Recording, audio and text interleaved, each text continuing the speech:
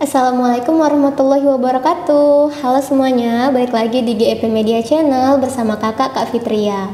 Nah, untuk hari ini kakak akan bahas lagi nih 3 contoh soal terkait dengan PPU atau pengetahuan dan pemahaman umum.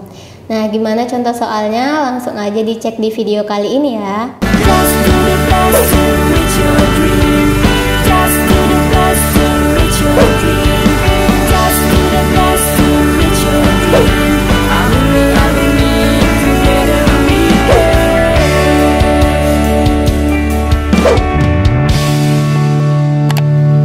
Mau belajar TPS UTBK 2023 versi kurikulum merdeka? Ikut kelas online di GP Media aja. Kamu bisa belajar 4 subtes TPS dalam 20 kali pertemuan dengan benefit ebook, 12 kali tryout, dan masih banyak benefit lainnya. Harganya 350.000 aja loh.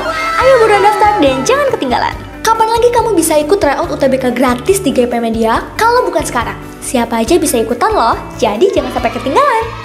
Bagi kalian yang lagi cari tryout UTBK dan ujian mandiri untuk masuk PTN, gak usah bingung karena GP Media menyediakan tryout UTBK dan ujian mandiri untuk beberapa PTN ternama di Indonesia. Mulai dari harga 25.000, kalian sudah dapat ribuan soal prediksi, video pembahasan, dan ada kelas online juga loh.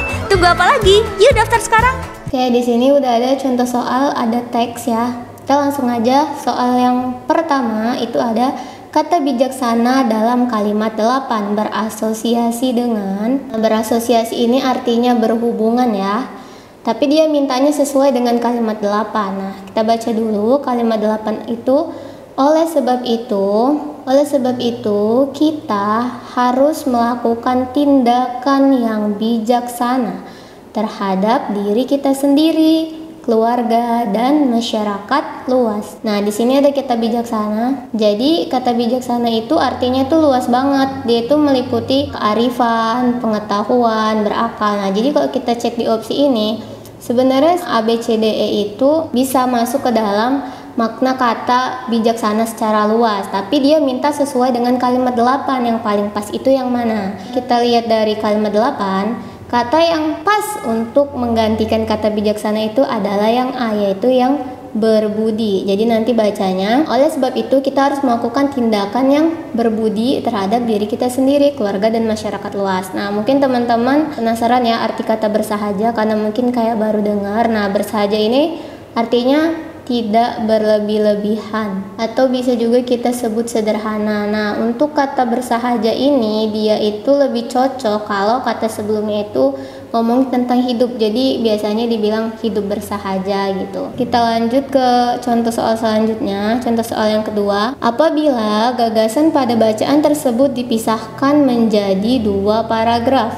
Pengelompokan kalimatnya adalah.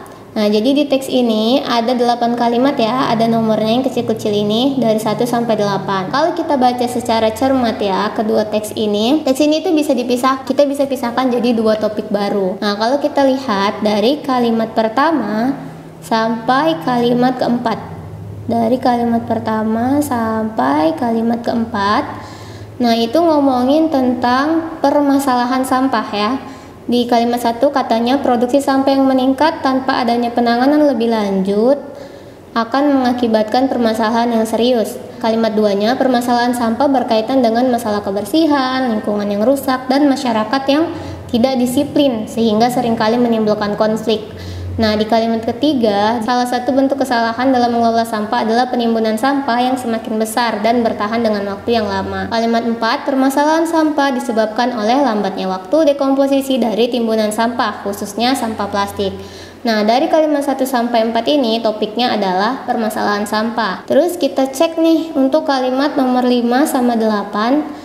Itu kalimat 5-nya, permasalahan sampah plastik dapat ditanggulangi dengan beberapa cara. Satu diantaranya adalah dengan proses daur ulang sampah plastik untuk dijadikan biji plastik yang bernilai ekonomi. Sampah plastik diolah dengan cara yang sangat sederhana. Nilai ekonomi sampah plastik di sebuah ibu kota provinsi pada tahun 2016 dapat mencapai lebih dari 2 miliar rupiah. Di sini, untuk kalimat nomor 5 sampai 8 ini, kuncinya ada di permasalahan sampah plastik ini dapat ditanggulangi dengan beberapa cara. Nah, jadi ini bisa kita pisahin jadi topik baru. Topiknya itu jadi cara menanggulangi masalah sampah plastik. Jadi bisa dipisah untuk jadi topik baru. Untuk itu, yang paling tepat jawabannya adalah yang ini ya, yang C, 1, 2, 3, 4, dan 5, 6, 7, 8. Itu pengelompokan kalimatnya. Kita lanjut ke contoh soal yang terakhir, contoh soal yang ketiga. Oke, pertanyaannya adalah kelompok kata yang berpasangan tetap dalam bacaan tersebut. Nah, kata yang berpasangan tetap itu maksudnya kata-kata yang selalu berbarengan. Biasanya itu kita temuinya berbarengan. Ketika kita mendengar tentang sebuah kata, kita tuh langsung kepikiran kata berikutnya, kata yang lainnya. Nah, kalau kita lihat dari opsi ya, yang A itu produksi sampah, B sampah plastik, C daur ulang, D biji plastik, E nilai ekonomi.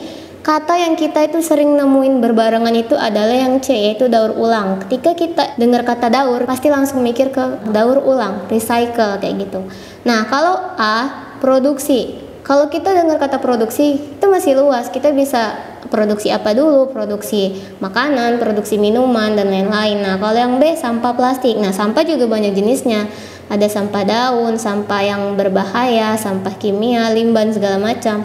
Kalau biji plastik, biji, bisa jadi biji buah-buahan. Pasti pertama kali kita mikirnya biji itu ya biji tanaman gitu, bukan biji plastik. Yang E, nilai ekonomi, nilai. Banyak ya, nilai akademik, nilai pelajaran, segala macam. Nah, tapi kalau daur, pasti pertama kali itu kita ingatnya adalah daur ulang. Bisa dipahami ya teman-teman. Itulah tadi 3 pembahasan contoh soal PPU yang didapat dari website SNPMB BP3.